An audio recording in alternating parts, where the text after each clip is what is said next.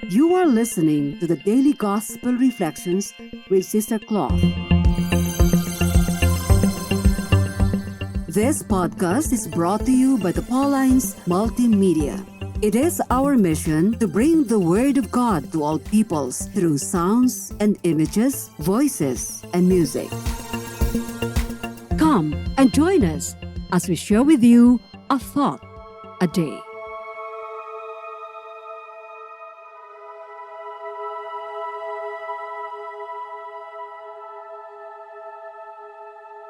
Our reading for today is lifted from the Gospel according to St. Luke, chapter 19, verses 45 to 48. Jesus entered the temple and began to drive out those who were selling things there.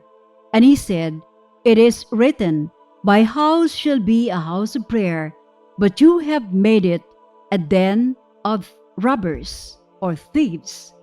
Every day he was teaching in the temple. The chief priests, the scribes, and the leaders of the people kept looking for a way to kill him, but they did not find anything they could do, for all the people were spellbound by what they heard.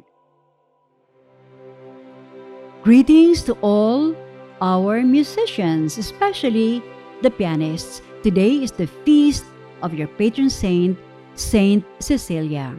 Why was Jesus furious upon seeing men selling cattle, sheep, and doves, while the others were exchanging money at tables? Why? Because they did their business transactions right within the temple's outer court.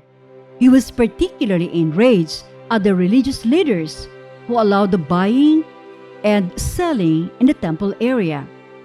In the same gospel account of St. Matthew, Jesus addressed the religious leaders as saying, "Woe to you, teachers of the law and Pharisees, you hypocrites! You shut the kingdom of heaven in men's faces.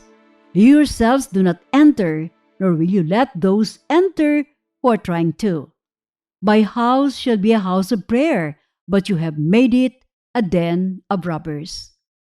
The temple area, like our churches and places of worship, is considered a sacred space. The house of God is supposed to be a place for prayer, but the religious leaders themselves desecrated it. They defiled it by making it like a marketplace without any pangs of conscience. Jesus expected these teachers of the law to know it better and to have more sense. But what happened was they became the stumbling blocks for those who wanted to pray and meditate. They did not bother to pray to the Lord as they ought, and even prevented the faithful from seeking God. What a responsibility before God! May we pause to ask ourselves if we are also somehow guilty of having gotten in the way of people sincerely seeking God by our words and actions. For those more knowledgeable in our Catholic doctrine, did we fail to teach others to do what is right? Are we guilty of tending to condone wrongdoings? May our consciousness examine, lead us to right the wrong, and continue with our best efforts to act judiciously. Be with us again tomorrow as we share with you a thought a day. Meanwhile, you can follow us and listen to other Apple and Google podcasts on Spotify, produced by Paulines Multimedia. Have a good day.